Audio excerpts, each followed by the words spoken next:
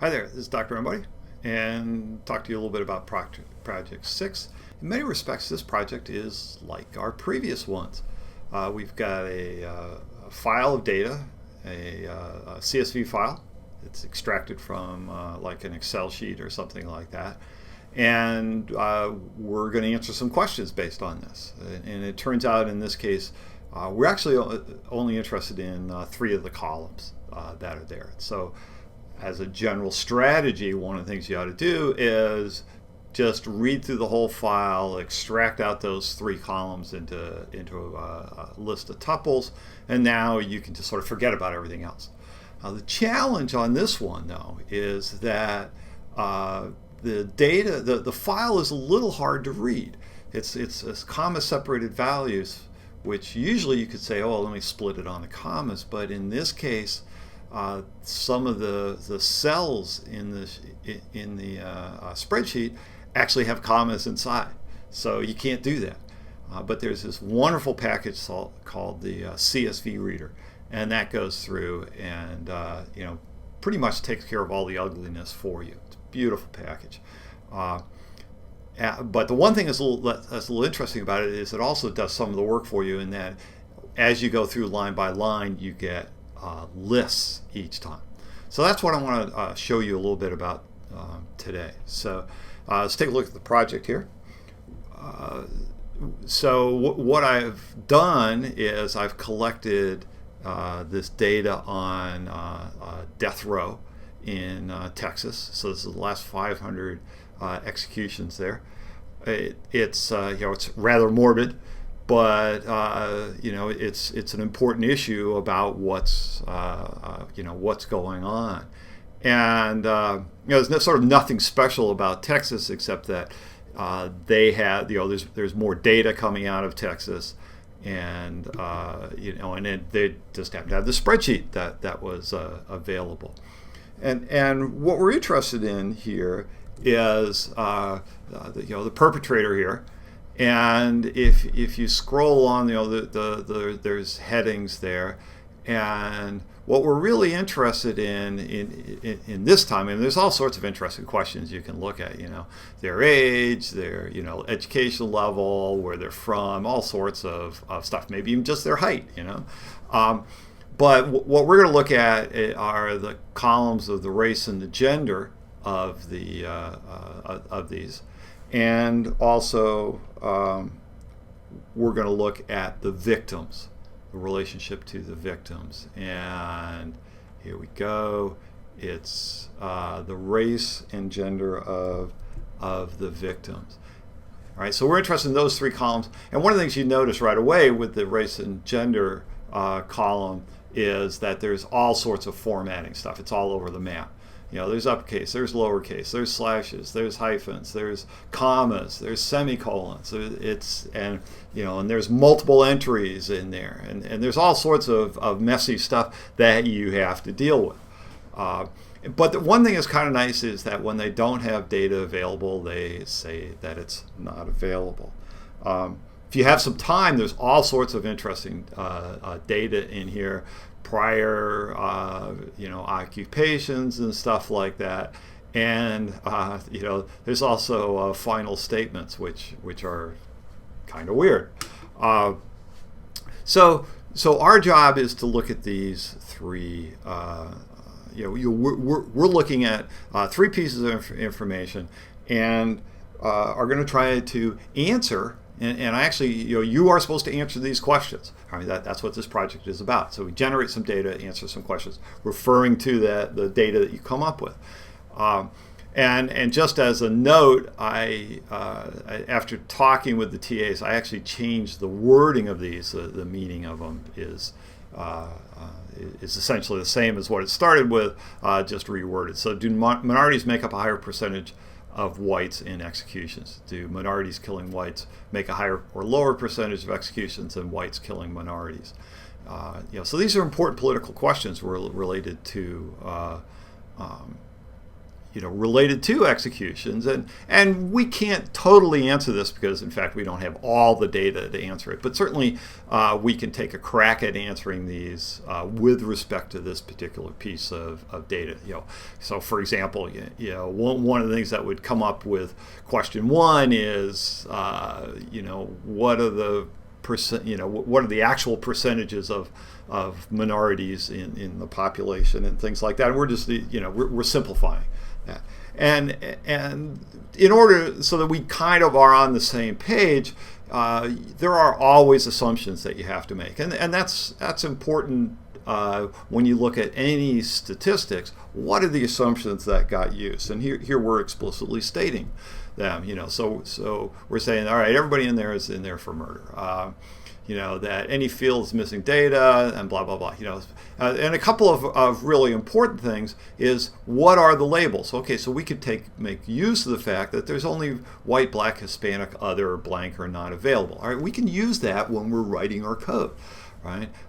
For our purposes, the minorities are black or Hispanic because in Texas, that's the predominant minorities. In fact, there are those are the categories they use, and there's only a couple that are labeled as other in there.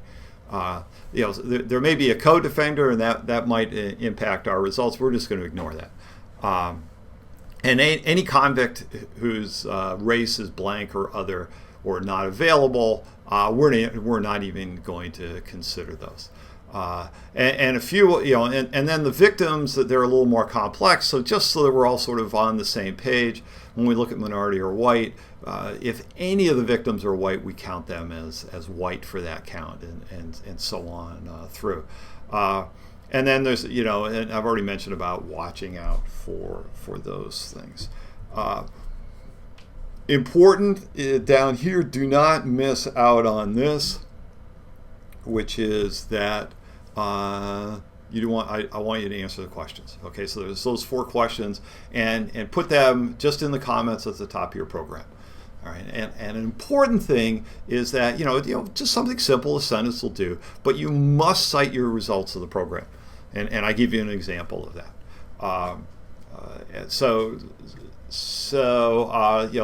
That's what we want to do.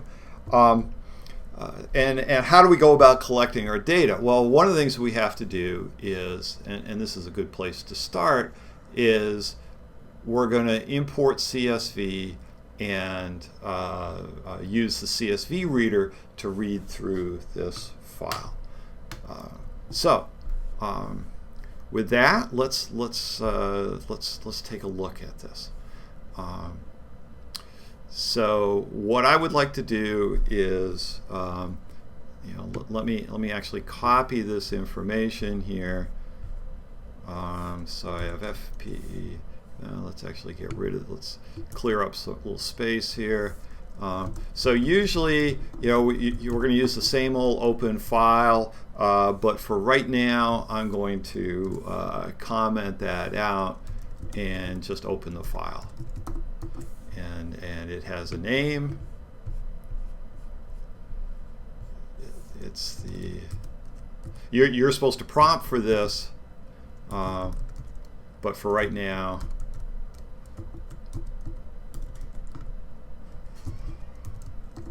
I'm just going to do this for our purposes here. All right, and so just copying this over. CSV, file pointer. Now we need the CSV reader with that file pointer that I have. However, in order to use this, that means I must have imported CSV. All right, so we have this connection here that in order to use this, I have to import it. All right, so those are tied hand in hand. All right, and then what I'm going to do is for I'll just call it line, or what I called it L, so let's call it L. So L in CSV FP print L, and what we're going to see is that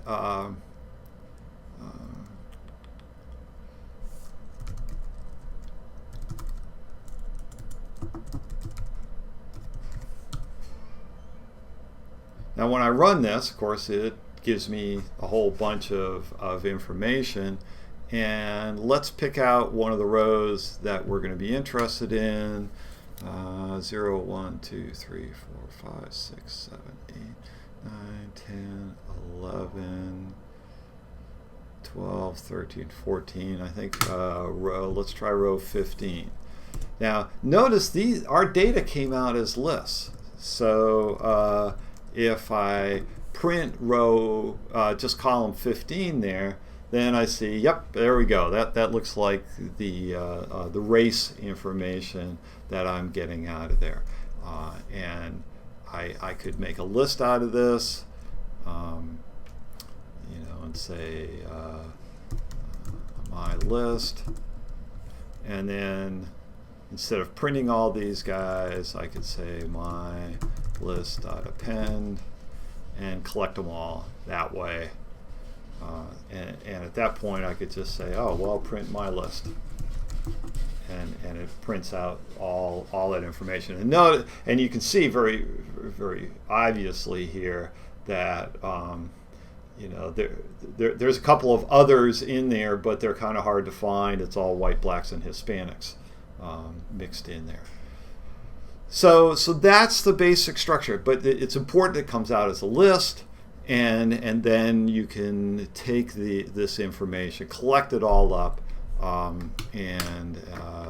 then you can start doing some analysis on it in terms of answering the questions. And a lot of it, a lot of what you end up doing here is trying to build booleans. It's like, okay, so what does minority on white mean in terms of a boolean? Oh, well, what's a minority? Well, we said that that's a black or Hispanic because we're in Texas, right? So it's either black or Hispanic, right? So there's part of your boolean right there, right? That gives us minority. Black on white. So and we have a white that is in our victim information. And so in this way, I can make a boolean. All right, they're black or Hispanic, then they're minority, and there's a white in the victim, right? Because if I say if any of the victims are white, so we just check that. And out of that, you can build a victim, and then you can count it. Right? So that's so you just go and you build some counts and so on. One thing that you might watch out for, somebody caught me on this on the what I originally posted. Actually, it was impressive because not only did they tell me what I had a piece of my output wrong, but they even pointed out the mistake that I made. So I'll tell you, because what I did is I said, I looked at male in my victim, but of course, which of course would be true if male was in there, but it would also be true if female was in there. And I made that mistake, so watch out for that. And I in fact wrote a little function to do that particular test. The first time up, I did make a mistake with the with this third part here, and but that's fixed now.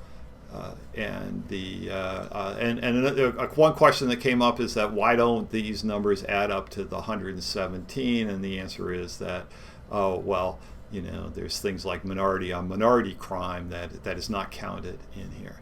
And notice how these numbers differed, right? It's because the rules that we had for handling these, like, okay, if there was no race, then we didn't, count that here. And down here, well, if there was no information on the victim, and that's how we end up with numbers like that. So hopefully that gives you enough to get started with. Good luck.